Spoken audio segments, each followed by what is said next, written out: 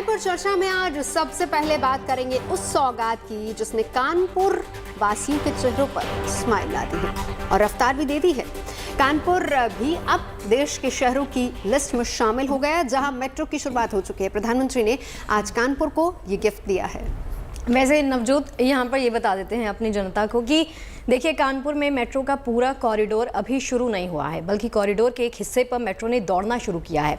आम लोग कल से मेट्रो की सवारी कर पाएंगे। और कैसी है कानपुर की ये मेट्रो और क्या है इसकी खासियत, इस रिपोर्ट के जरिए जानिए।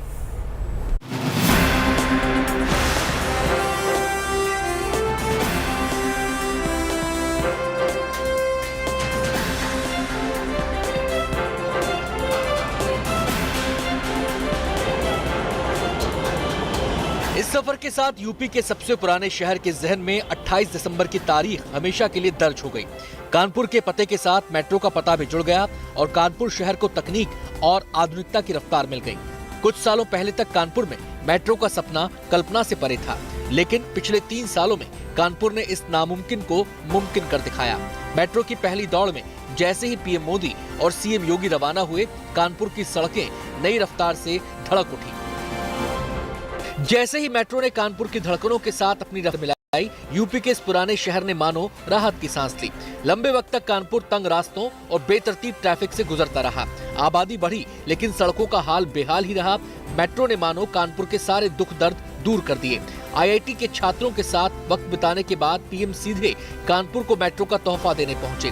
कानपुर के लिए ये लम्हा न केवल खास था, बल्कि नए साल से पहले ये शहर को मिला एक शानदार तोहफा बन गया।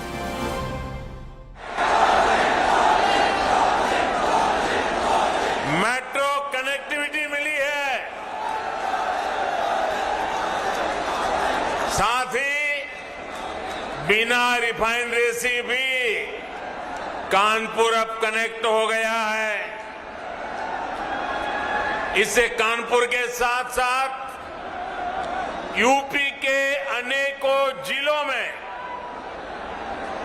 पेट्रोलियम उत्पाद अब और आसानी से सुलभ होंगे।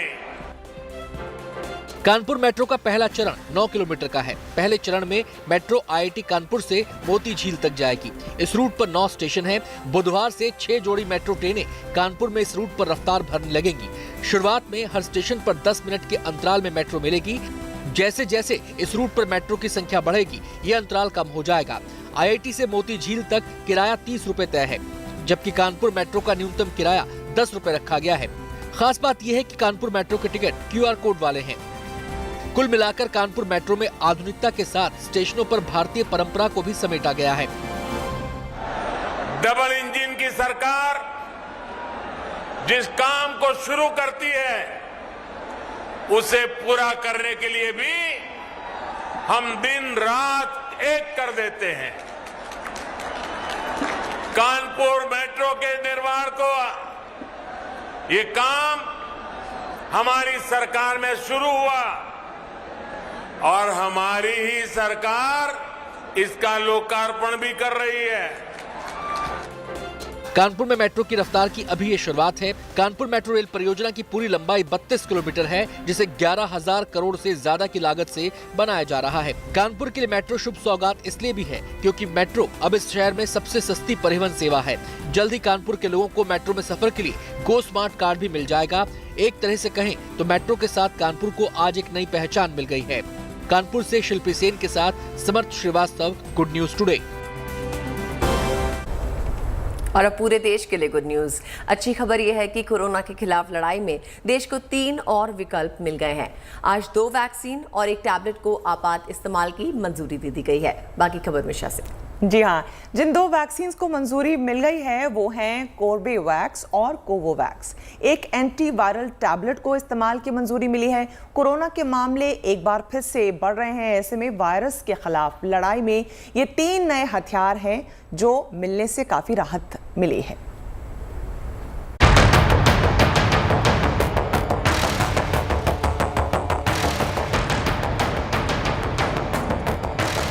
कोरोना के विरुद्ध जारी युद्ध के बीच एक गुड न्यूज है।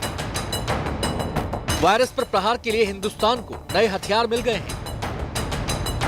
1-2 नहीं बल्कि 3-3 अस्त्र देश को मिले हैं। और इसके बारे में जानकारी खुद देश के स्वास्थ्य मंत्री मनसुख मांडविया ने दी है। एक ट्वीट के जरिए उन्होंने ये शुभ समाचार देश के साथ साझा किया, जिसमें उन्होंने बताया कि कोरोना के खिलाफ जंग में देश ने कैसे आज हैट्रिक मारी है। दरअसल आज एक साथ 2 वैक्सीन और एक दवा को आपातकालीन मंजूरी मिली है। अब विस्तार से बताते हैं इस अच्छी खबर के बारे में। 2 वैक्सीन और एक पिल को आपातकालीन इस्तेमाल की मंजूरी। कोर्बीवैक्स और कोवोवैक्स टीके को मंजूरी मिली। मोलनुपिराविर टैबलेट को मंजूरी। कोर्बीवैक्स स्वदेशी वैक्सीन है जिसे हैदराबाद की बायोलॉजिकल ई कंपनी बना रही है। कोवोवैक्स को पुणे स्थित सीरम इंस्टीट्यूट बना रहा है। इस फैसले से कोरोना के खिलाफ जंग में देश को और धार मिलेगी। बहुत बढ़िया चीज़ है, बहुत बड़ी अचीवमेंट है कि एक देश में 5 डिफरेंट वैक्सीन्स हैं। कोवोवैक्स को तो WHO अप्रूवल की बात हो गई है। सो आई थिंक इससे डेफिनेटली हमारी सप्लाई चेन जो अगर जिसको कहते हैं कि अवेलेबिलिटी ऑफ वैक्सीन्स बढ़ जाएगा, चॉइस भी एक तरह से बढ़ जाएगी। डिफरेंट पॉपुलेशंस के लिए डिफरेंट हम कर सकते हैं, जो बेटर रहेगा। केंद्र सरकार ने कदम ऐसे वक्त में उठाया है जब देश में कोरोना के नए ओमिक्रॉन वेरिएंट के मामले तेजी से बढ़ते जा रहे हैं। कोरोना की दवा मोलनुपिराविर को देश की 13 कंपनियां बनाएंगी, जिसका इस्तेमाल कोरोना के व्यस्त मरीजों पर किया जाएगा। इसे अभी उन्हीं मरीजों पर इस्तेमाल किया जाएगा जिन्हें खतरा ज्यादा होगा, जिनसे बीमारी का रिस्क बढ़ता है, सिवियरिटी का रिस्क बढ़ता है। तो उन लोगों में अगर ये टाइमली दवाई हम 5 दिन के लिए दे दें तो इम्प्रूवमेंट हो सकती है। ओमिक्रॉन पूरी दुनिया में पैर पसार चुका है। देश में भी ओमिक्रॉन के मामले तेजी से बढ़ रहे हैं। ऐसे में जरूरी है कि वायरस पर अटैक के लिए हमारे पास ज्यादा से ज्यादा विकल्प हो, तभी इस जंग में वायरस को मात दी जा सकती है। दिल्ली से श्रुतिका के साथ bureau report, good news today. देखिए, गुड न्यूज़ के माध्यम से हम लगातार एक ही बात आप तक पहुंचाते आ रहे हैं, सतर्क रहिए और सावधान रहिए। तो देश में कोरोना के साथ ही ओमिक्रॉन के मामले लगातार बढ़ते जा रहे हैं। इस वेरिएंट को लेकर कई तरह की आशंकाएं जाहिर की जा रही हैं, लेकिन इसी बीच राहत वाली बात ये आई है कि इसका मुकाबला करने की तैयारी भी राज्य सरकारों ने जोर शोर से कर दी है। क्यों नवजोत? बिल्कुल, एक तरफ सरकारें लगातार एहतियाती कदम उठा रही हैं और नई गाइडलाइंस लगातार जारी की जा रही हैं, वहीं दूसरी तरफ लोग भी अपने स्तर पर बहुत ज़रूरी कदम उठा रहे हैं और ये बहुत ज़रूरी भी है। मुंबई की भायखला मंडी में सब्जी व्यापारियों ने एक बहुत अच्छा कदम उठाया है। मंडी में नियम बना दिया गया है कि अगर आप मास्क पहनकर नहीं आएंगे तो फिर आपको सब्जी नहीं मिलेगी। देखिए सर,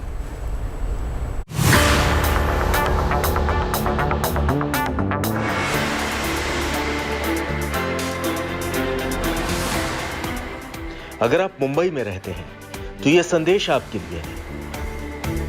मैसेज साफ है, मास्क लगाकर भायखला सब्जी बाजार नहीं आएंगे तो खाली हाथ लौटना होगा, क्योंकि सब्जी तभी मिलेगी जब आपके मुंह पर मास्क होगा। कोरोना का नया वेरिएंट ओमिक्रॉन दिन प्रतिदिन खतरे का कारण लोगों के लिए बनता जा रहा है। ऐसे में सरकारें पूरी कोशिश कर रही है किसी तरह लोगों को इस खतरे से बचाया जाए। ऐसे में अब मुंबई में आम लोग भी लोगों को इस वायरस से बचाने के लिए पहल शुरू कर रहे हैं, अपने हाथ जो है वो आगे बढ़ा रहे हैं। मुंबई के भायखला मार्केट में हम मौजूद हैं, जहाँ इस मार्केट के लोगों ने, जो विक्रेता हैं, सब्जी विक्रेता हैं, ये होलसेल मार्केट माना जाता है, उन्होंने एक पहल शुरू की है। यहाँ पे एक बोर्ड लगा दिया गया है जहां पे अगर आप सब्जी खरीदने आ रहे हैं और आपने मास्क नहीं लगाया तो आपको उल्टे पैर वापस अपने घर लौटना पड़ेगा, क्योंकि यहां पर अब ये नियम बना दिया गया है कि अगर आप मास्क नहीं पहनते हैं और आप सब्जी खरीदने आते हैं तो आपको सब्जी नहीं दी जाएगी। मुंबई की 160 साल पुरानी सब्जी मंडी भायखला में रोजाना 7 से 10 हजार ग्राहक और छोटे सब्जी व्यापारी पहुंचते हैं। भीड़ इतनी होती है कि कोरोना प्रोटोकॉल का पालन मुश्किल है। सब्जी मंडी के व्यापारियों ने इसका हल निकालने की कोशिश की और पूरी मंडी में बोर्ड लगा दिया कि मास्क नहीं तो सब्जी नहीं। अब मास्क पहनेगा उसको ही सब्जी देगा, ये क्योंकि अभी कोरोना की ज़्यादा मरीज ना हो सके, इसीलिए वो चालू किया है अभी मार्केट में। अब जो मास्क नहीं पहनता है तो वो लोग को हम भाजी नहीं देता है। क्यों ऐसा क्यों शुरू किया है? क्योंकि इधर ये फैलाव होता है ना कोरोना का, इसके लिए हम लोग है ना, ये मास्क नहीं पहन के आएगा ना तो उनको भाजी भी नहीं देते। अच्छा, आपसे ये शुरू हो गया है कि जो लोग मास्क नहीं पहनेंगे उनको भाजी बिल्कुल नहीं देते। लोग आते हैं ऐसे आते मास्क पहन के आते, कोई भी नहीं आएगा एक दूसरा तो उसको बोलते हैं हमारे पास भाजी नहीं है। मास्क वाली व्यवस्था से दुकानदारों को राहत मिली है तो ग्राहक मंडी में अब खुद को पहले से ज्यादा सुरक्षित महसूस कर रहे हैं। नहीं देते इन लोग नहीं देते, बोलते हैं मास्क पहनो फिर बाजी। पहले वही गेट में मना कर देते, गेट से आने नहीं देते, बोलते हैं पहले मास्क पहनो फिर अंदर जाओ और सैनिटाइजर भी लेकर आओ, ऐसा बोलते। हाँ, सैनिटाइजर भी जेब में रखो, सैनिटाइजर हाथ करो। भायखला सब्जी मंडी में मास्क की मुहिम रंग लाने लगी है। नए फैसले के बाद मंडी में एक भी शख्स आपको बिना मास्क का नहीं दिखेगा। मुंबई में ओमिक्रॉन के बढ़ते केस को देखते हुए इस फैसले का लोग स्वागत कर रहे हैं, क्योंकि ओमिक्रॉन का जो सबसे ताजा आंकड़ा है वो डराने वाला है। सोमवार को महाराष्ट्र में ओमिक्रॉन के 26 नए मामले सामने आए। इसके साथ ही महाराष्ट्र में कुल ओमिक्रॉन संक्रमितों की संख्या 167 हो गई है। सोमवार को मुंबई में 11, रायगढ़ में 5, ठाणे में 4, नांदेड़ में 2 केस मिले हैं। भायखला के सब्जी व्यापारियों की तरह मुंबई ही नहीं, देश के दूसरे बाजारों में भी ऐसी पहल की जरूरत है। भायखला मार्केट सबसे पुराना मार्केट माना जाता है, तकरीबन 160 साल पुराना मार्केट है। और जिस तरीके की पहल यहाँ पे शुरू की गई है उसका कारण एक ही है कि सुबह सुबह जो भी मार्केट होते हैं वहाँ पे बहुत ज़्यादा भीड़ रहती है, लोग नियमों का पालन नहीं करते हैं। मगर यही कारण है, ओमिक्रॉन का खतरा बढ़ रहा है और इसी कारण की वजह से इस मार्केट में जितने भी विक्रेता हैं सब ने एक पहल शुरू की है कि जो भी कस्टमर यहाँ पहुँचेंगे और अगर वो मास्क नहीं लगा रहे हैं तो उनको उल्टे पाँव घर लौटना पड़ेगा बिना सब्जी के, क्योंकि no mask no vegetables. Cameraman Mandar के साथ पारस दामा, गुड न्यूज़ टुडे। वैसे भायखला की सब्जी मंडी वालों ने जो सतर्कता दिखाई है, जो खुद से प्रोएक्टिव होकर कदम उठाया, क्या इस तरह की उम्मीद हम अपने देश के नेताओं से कर सकते हैं कि वो भी ये कानून बना दें कि रैली में आने ही नहीं देंगे जिसने मास्क नहीं लगाया हुआ है, और मास्क नहीं लगाया तो जनसभा में नहीं आना, उनकी रैली के पीछे पीछे नहीं चलना, 6 गज की दूरी मेंटेन करना है? क्या इस तरह की उम्मीद कर सकते हैं? आई थिंक सराहनीय पहल है ये, सब्जी मंडी से शुरुआत करके अगर हम उधर जाएं, दूसरी तरफ डाइवर्ट करें, तो आई थिंक आप सबको भी इससे सीख लेने की जरूरत है, इंक्लूडिंग अस। बिल्कुल बिल्कुल नहीं, पर हमारे नेता क्या ये दलेरी दिखा पाएंगे? मेरे ख्याल से एक चर्चा भी अभी आपने देखा होगा चल ही रही है कि रात में लॉकडाउन का कोई अर्थ नहीं बनता है कि अगर आप सुबह रैलियां करें। सही। तो मेरे ख्याल से ये चर्चा पे जरूर विचार होगा। आजकल तो ट्विटर और फेसबुक, सोशल मीडिया, हर जगह पर बिल्कुल वहीं से विचार उठते हैं और वहीं से अमल में भी आते हैं। बिल्कुल। सो जो आम जनता की भावना है वही हम भी पहुंचाने की कोशिश कर रहे हैं, क्योंकि जनता नेताओं की तरफ बड़ी उम्मीद भरी निगाहों से देखती है। तो जो नज़ीर आप चाहते हैं जनता पेश करे वो अपने आप पे इम्प्लीमेंट करें तो जनता भी उसको एक्सेप्ट करती हुई नजर आ सकती है। बहरहाल आगे बढ़ते हैं और अब आपको पहाड़ों पर ले चलते हैं जो इन दिनों बर्फ से लदे हुए हैं। उत्तराखंड हो, हिमाचल प्रदेश या फिर कश्मीर, बर्फ ने इन पहाड़ी इलाकों में डेरा डाला हुआ है और बर्फ की ये सफेदी देखकर टूरिस्ट बेहद खुश हैं। जी हाँ, नए साल का जश्न मनाने के लिए टूरिस्ट पहाड़ों का रुख कर रहे हैं। वो कुदरत भी उनका स्वागत सफेद बूंदों से कर रही है, जिससे पर्यटकों में जोश भर गया है। स्थानीय कारोबारी भी आमद बढ़ने से खुश हैं।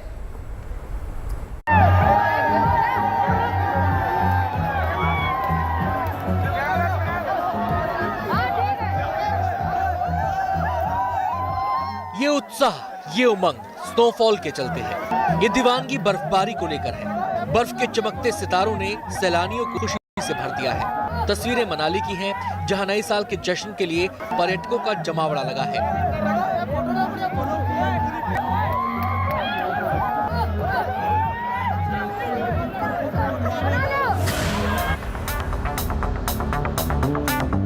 पिथौरागढ़ जिले के मुनस्यारी और आसपास के इलाकों में बर्फबारी से मौसम सुहाना हो गया है।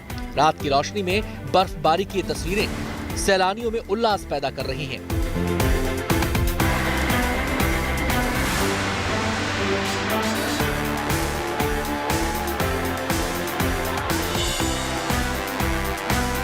जम्मू के पास पटनी टॉप की तस्वीरें सैलानियों में जोश भरने वाली हैं। पटनी टॉप में बर्फ की चादर बिछ गई है, जिससे सैलानियों के साथ साथ छोटे बड़े सभी कारोबारियों के चेहरे खिल गए हैं। खुशी इतनी जैसे पर्यटकों की लॉटरी लग गई हो। कोई बर्फ से खेल रहा है तो कोई बर्फ के साथ एक एक पल जी लेना चाहता है। जहाँ तक बच्चों की बात है तो वो तरह तरह के स्नो गेम्स और घुड़सवारी का आनंद लेने में पीछे नहीं है। पटनी टॉप में सैलानी इसलिए भी ज्यादा आ रहे हैं क्योंकि ये माँ वैष्णो देवी तीर्थ स्थान के पास ही है।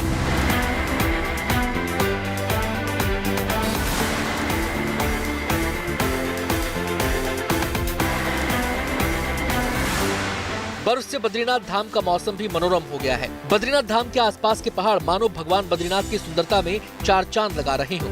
हर तरफ बस बर्फ ही बर्फ नजर आ रही है। उत्तराखंड के प्रसिद्ध पर्यटन स्थल औली में भी पर्यटक बर्फबारी का मजा लेते दिखे। जोशीमठ से औली तक का रास्ता स्नोफॉल की वजह से फिसलन भरा हो गया है, जिससे आवाजाही में दिक्कत हो गई है। मनाली से मनमिंदर अरोड़ा, पिथौरागढ़ से राकेश, चमोली से कमल नयन सिलोरी के साथ bureau report, good news today. चलिए अब बात कर लेते हैं आईआईटी कानपुर की, जिसके छात्रों के लिए आज बहुत बड़ा दिन था। प्रधानमंत्री मोदी आज आईआईटी कानपुर के दीक्षांत समारोह में शामिल हुए। प्रधानमंत्री ने इस मौके पर छात्रों के हुनर की जमकर तारीफ की और शुभकामनाएं दी। वो कैंपस के बाहर भी कामयाबी की नई इबारत लिखें। देखिए, आईआईटी के छात्र नई लकीर खींच रहे हैं, अपने स्टार्टअप के जरिए अलग मुकाम बना रहे हैं। हम आपको आईआईटी के ऐसे ही 3 छात्रों से मिलवाने जा रहे हैं जिनके स्टार्टअप्स की चर्चा हर जगह पर की जा रही है। काबिलियत को जब आईआईटी कानपुर का साथ मिल गया तो कामयाबी की नई इबारत तैयार हो गई।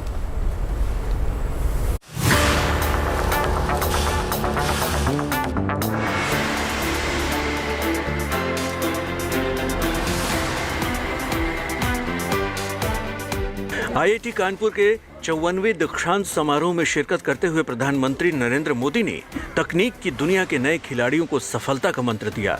कोविड को देखते हुए इस आयोजन के लिए बायो बबल बनाया गया था। हर छात्र, हर मेहमान को इस बायो बबल से गुजरना पड़ा।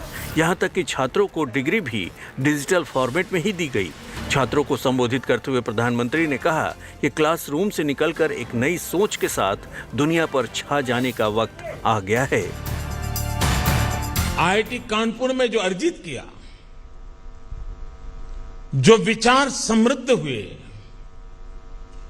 वो एक ऐसी मजबूत फाउंडेशन है, फोर्स है, जिसकी शक्ति से आप जहां भी जाएंगे वहां कुछ नया करेंगे, अनोखा करेंगे, कुछ वैल्यू एडिशन करेंगे। जिस समय प्रधानमंत्री छात्रों को कुछ नया करने की सीख दे रहे थे, उसी समय आईआईटी कानपुर के कैंपस से जुड़े इस मैन्युफैक्चरिंग यूनिट में देशवासियों को सुरक्षित बनाने की कवायद चल रही थी। यहाँ वो स्वासा मास्क बन रहे हैं जो पूरी दुनिया में अपनी अलग पहचान बना चुके हैं। इस स्टार्टअप को शुरू करके फर्श से अर्श तक पहुँचाने वाले आईआईटी कानपुर के पूर्व छात्र संदीप पाटिल मैन्युफैक्चरिंग पर खुद नजर रखते हैं। ये 2017 और 18 में स्वासा मास्क का इनोवेशन किया और जो मेम्ब्रेन हमने बनाया था उसको स्पेसिफिकली एंटीवायरस, एंटीबैक्टीरियल एप्लीकेशंस को जोड़ के ये इनोवेशन किया गया है ताकि एक ऐसा मास्क बने वो खाली पार्टिकल्स को ही ना रोके, वो वायरस और बैक्टीरिया को भी रोके और उसका इफ़ेक्ट हम ज़्यादा से ज़्यादा हेल्थ केयर पे जो लोग इन्फेक्टेड होते हैं, जैसे हम हमेशा बोलते थे कोरोना से पहले कि हमें वायरल इन्फेक्शन हो गया, तो उस वायरल इन्फेक्शन को स्टॉप करने के लिए हमने इसका इनोवेशन किया। ये ऐसा पहला मास्क था जो खाली पार्टिकल से नहीं, वो वायरस और बैक्टीरिया को भी स्टॉप करता है। संदीप पाटिल ने आईआईटी से ही पीएचडी की पढ़ाई की है। आईआईटी कानपुर में बने इंक्यूबेशन सेंटर से ही उन्होंने 2017 में अपने स्टार्टअप की शुरुआत की। अब स्वासा मास्क देश के साथ साथ विदेशों में भी एक बड़ा ब्रांड बन चुका है। अब ये बेहतरीन क्वालिटी वाले मास्क लोगों को सेहतमंद सांसों के साथ साथ तमाम लोगों को रोजगार भी दे रहे हैं। मुझे ये लाभ हुआ है कि जहां मैं 1500 की टीचिंग करती थी, मतलब टीचर थी, 1500 में मुझे पूरा मंथली खर्च करना पड़ता था ट्यूशन प्लस खाने पीने के लिए, लेकिन अब मुझे ये 7000 मिल रहे हैं और ज़्यादा ओवर टाइम भी मैं कमा लेती हूँ थोड़ा सा, तो मुझे बहुत अच्छा लग रहा है क्योंकि मेरी सारी ज़रूरतें पूरी हो रही हैं। हेल्थ केयर प्रोडक्ट्स बनाने वाले दुनिया के जितने देश हैं, उन्होंने वर्षों के शोध के बाद ये मुकाम हासिल किया है, पर भारत में बने स्वासा मास्क ने कोविड के संकट काल के दौरान रफ्तार पकड़ी और देखते ही देखते दुनिया भर में छा गया। इसके पीछे उत्कृष्ट टेक्नोलॉजी तो है ही, साथ ही भारतीयों की वो जिज्ञासा भी है जो किसी भी संकट से उबरने का ताकत रखती है। आज डॉक्टर संदीप पाटिल का ये स्टार्टअप इस क्षेत्र की अग्रणी कंपनी है। लेकिन आईआईटी से जुड़े छात्रों की ये कामयाबी की इकलौती कहानी नहीं है। आईआईटी से पीएचडी करके अक्षय श्रीवास्तव ने आईआईटी के इंक्यूबेशन सेंटर से ही अपने स्टार्टअप की शुरुआत की। अपने साथी मुकेश के साथ मिलकर अक्षय ने फसलों के लिए प्राकृतिक खाद तैयार किया। अब इस खाद की डिमांड लगातार बढ़ती जा रही है। लैब की स्कैरेसिटी थी। जब सेकेंड ईयर में मैं पहुंचा तो वहाँ नया नया कॉलेज फ्रेम हुआ था, लैब फैसिलिटी नहीं थी, आपके पास कुछ नहीं था।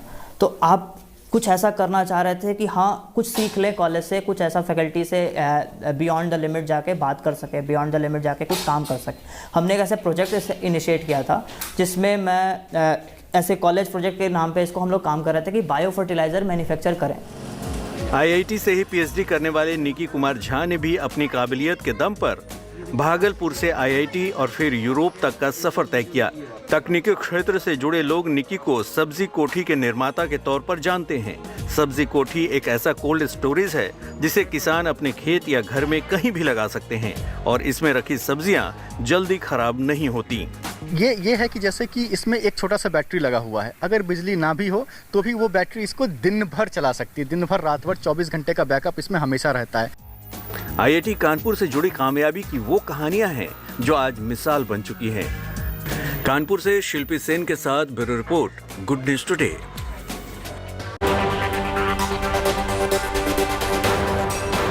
ब्रेक के बाद चाय पर चर्चा में आपका स्वागत है। और जो खबर मैं आपको बताने जा रही हूँ उसके बारे में सोचकर ही मुझे गाना याद आ रहा है, मेरे देश की धरती सोना उगले उगले हीरे मोती। इस गाने के बोल दरअसल मुझे इसलिए याद आ गए क्योंकि अगली खबर में हम एक किसान की बात करने जा रहे हैं और यकीन जानिए इस किसान से मिलकर किसानों की जो पिक्चर आपके जहन में है वो टूट जाएगी।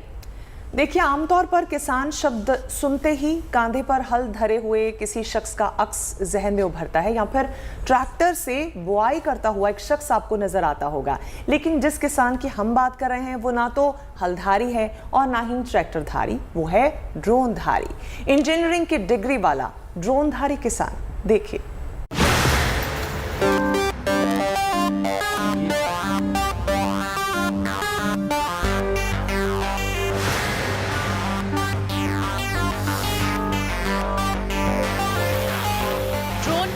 बदलाव की नई बयार है। कल तक जो खेती पारंपरिक तरीकों पर निर्भर थी, खेती के उन तरीकों को अब ड्रोन के पंख लग चुके हैं। ड्रोन की मदद से न केवल खेती का तरीका बदल रहा है बल्कि बुआई से लेकर कीटनाशकों के छिड़काव की तकनीक भी बदल रही है। ड्रोन से कृषि क्रांति का ये कमाल अभिनव ठाकुर नाम के इंजीनियर ने किया है। एग्रीकल्चर ड्रोन से हम पेस्टिसाइड फर्टिलाइजर के स्प्रे के साथ साथ यूरिया का छिड़काव भी कर सकते हैं और साथ में से हम गेहूं की बुआई भी कर सकते हैं। देखिए, किसानों के लिए ये बहुत ही अच्छी खबर है ड्रोन, क्योंकि अब पॉलिसी सरकार रिलीज कर चुकी है, अब बहुत आसानी से ड्रोन उड़ाया जा सकता है। तो इसमें देखिए, एक तो खेत में जाने की ज़रूरत नहीं होती, खेत के बाहर से ही ऑटोमेटिक हम एक जो खेत का नक्शा होता है वो इसमें डाल दें तो अपने आप ही उस पूरे एरिया को कवर करता है। अभिनव का ये प्रयोग केवल हवाई नहीं है बल्कि उन्होंने ड्रोन से बीजों का छिड़काव करके सबको चौंका दिया है।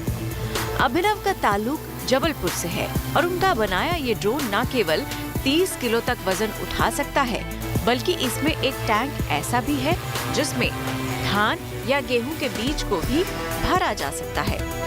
ये ड्रोन मोबाइल और गूगल मैप्स के जरिए ऑपरेट होता है। खेत का नक्शा फीड होने के बाद ये ऑटोमेटिक अपने काम में जुटा जाता है और बैटरी खत्म होने के बाद ये वापस अपनी जगह पर ऑटोमेटिक लैंड हो जाता है। और ये भारत का अभी तक का सबसे बड़ा ड्रोन है जिसकी क्षमता 30 लीटर है और एक एकड़ करने में से मात्र 6 मिनट लगता है। ये बैटरी ऑपरेटेड है, इसमें लिथियम पॉलीमर बैटरी का इस्तेमाल करते हैं हम और रिचार्जेबल बैटरी होती है। एक बैटरी से आधा घंटा ड्रोन हमारा उड़ सकता है। एक बार में लगभग एक बैटरी से 5 एकड़ हो जाता है। दावा की एक उड़ान में ये ड्रोन 6 हेक्टेयर का कवरेज देता है। इसे बनाने वाले इंजीनियर का कहना है कि ये तकनीक आने वाले वक्त में खेती के तौर तरीकों में बड़ा बदलाव लाएगी। इसको एक क्रांति के तरीके से लेके आया जाए।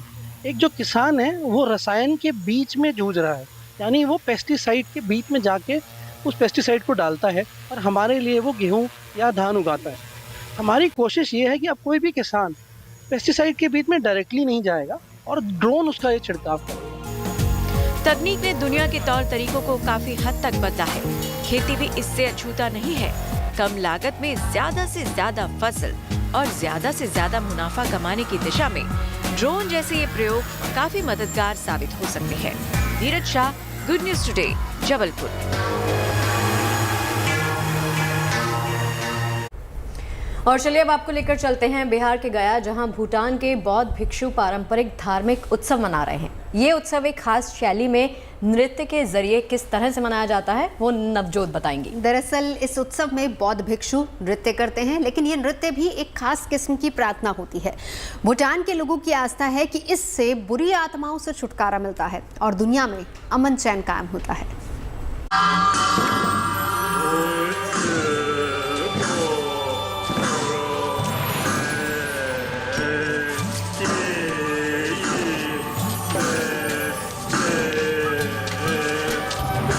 एक सुर और एक ताल पर थिरकते कदम।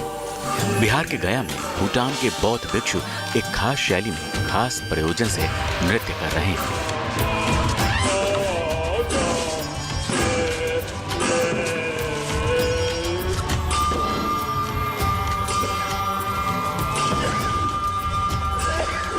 ये कोई आम नृत्य नहीं, भूटान के बौद्ध भिक्षुओं का पारंपरिक धार्मिक उत्सव है जिसे शेचू कहते हैं।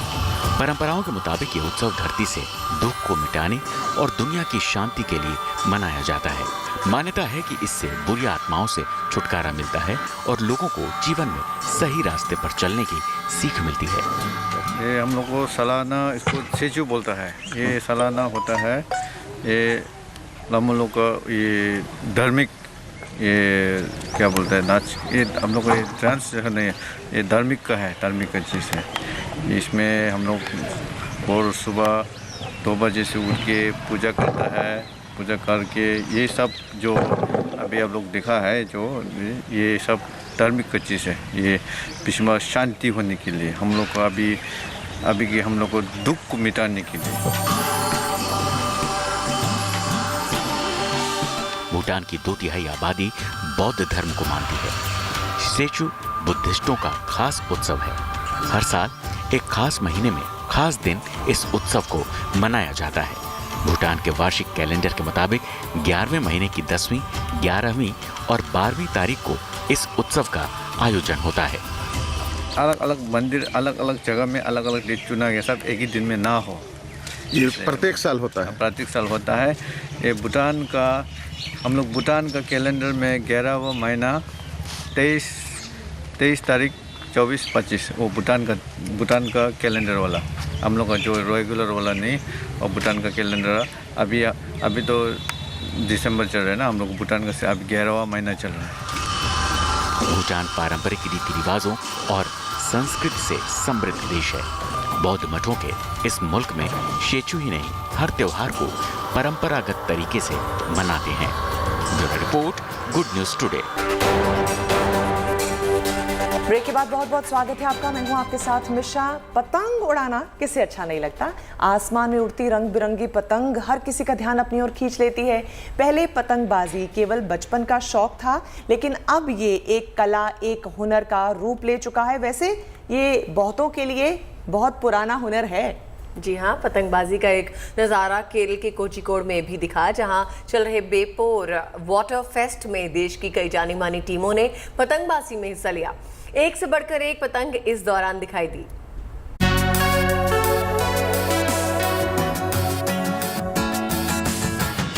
आसमान में गोते लगाता ड्रैगन,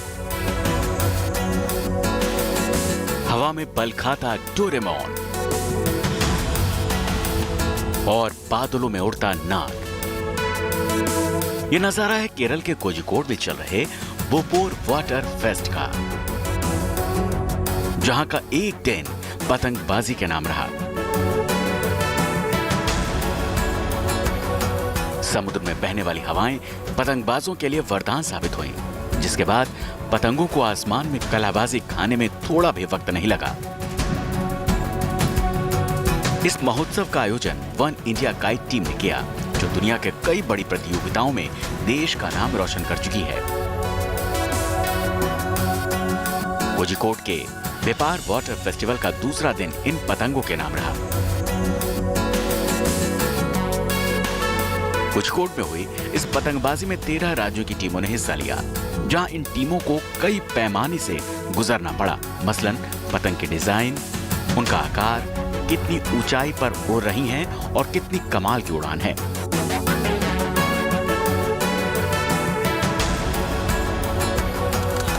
साथ ही जिस पतंग ने ये परीक्षा पास की, उसकी टीम को पुरस्कार से नवाजा गया। जीता कोई भी हो, इतना जरूर है कि इन हवाओं में बरखा दी इन पतंगों ने लोगों का जमकर मनोरंजन किया। Bureau report, good news today. रुक करते हैं मुंबई का, जहां नए साल के स्वागत की तैयारियां शुरू हो चुकी है। वैसे कोरोना गाइडलाइंस के कारण सेलिब्रेशन हालांकि वैसा नहीं रहने वाला है, लेकिन इस बार कुछ खास हो रहा है मुंबई में। क्या हो रहा है शगुफ्ता? बिल्कुल सही पहचाना और जाना नवजोत ने। दरअसल देखिए, नए साल में मुंबईकर्स को बांद्रा वंडरलैंड की सौगात मिलने जा रही है। कैसा है ये वंडरलैंड और क्या कुछ खास?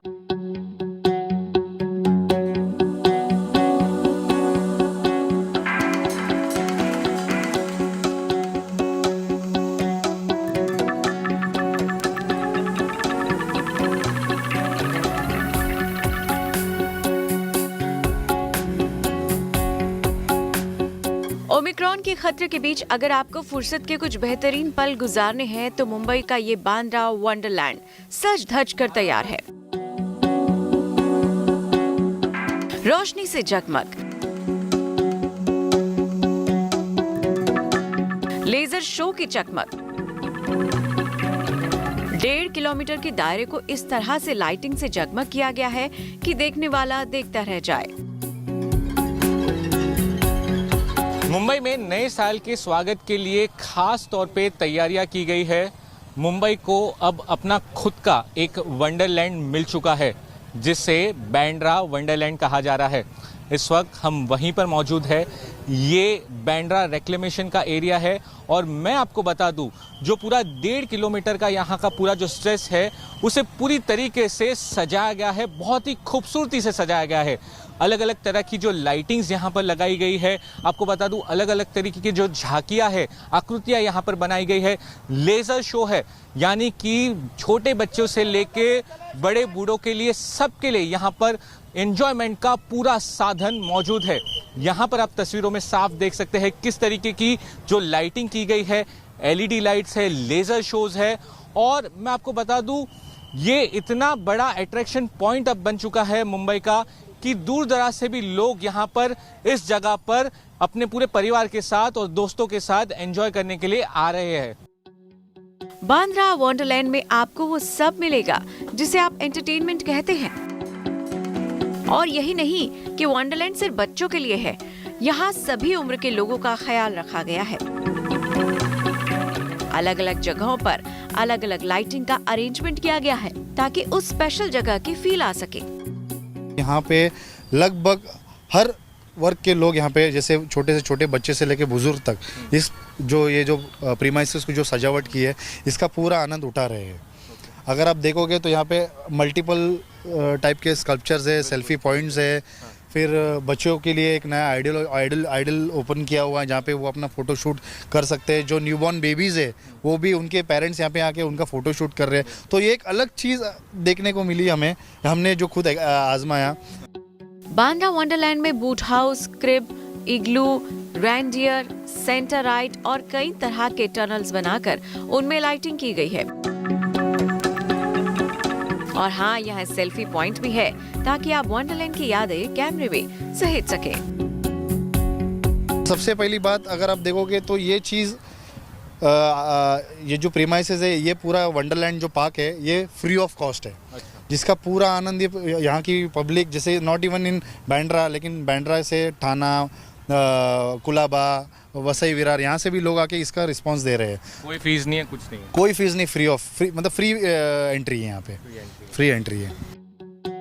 नए साल के स्वागत में 31 दिसंबर को इस वंडरलैंड को खास तरह से तैयार किया गया है। यहाँ 31 दिसंबर की आधी रात दुनिया के दूसरे बड़े शहरों की न्यू ईयर की काउंटिंग यानी उल्टी गिनती की भी व्यवस्था की गई है। कोरोना प्रोटोकॉल के चलते बांद्रा वंडरलैंड में आने वालों के लिए कई तरह की पाबंदियां लगाई गई हैं, लेकिन इन पाबंदियों के बीच वंडरलैंड में आने वालों की तादाद काफी है। सौरभ वक्टानिया, मुंबई, गुड न्यूज टुडे। और कार्यक्रम के आखिर में सोशल मीडिया की हलचल देख लेते हैं। देखिए सोशल मीडिया पे सितारों की मस्ती। अरे सुनो। हाँ बोलो। सुबह सुबह आंवला का जूस पिया करो, खून साफ होता है। अब इसमें भी नखरे, जैसा खून है वैसा ही पी लिया करो ना।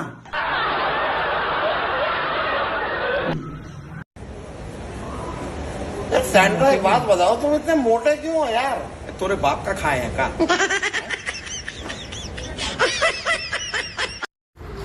हाँ, एक कहानी सुनाता हूँ। एक मनमौजी लड़का था, फिर उसकी शादी हो गई। Excuse me, hello, excuse me, hello, I need water, hello, excuse me, shit man, यहाँ मुझे कोई पानी क्यों नहीं देता है? ठहरो, मैं पूछती हूँ। Excuse me, my husband is asking for water so many times, आप पानी क्यों नहीं दे रहे हो? एक मिनट, आपका नाम क्या है? काम छो क्या?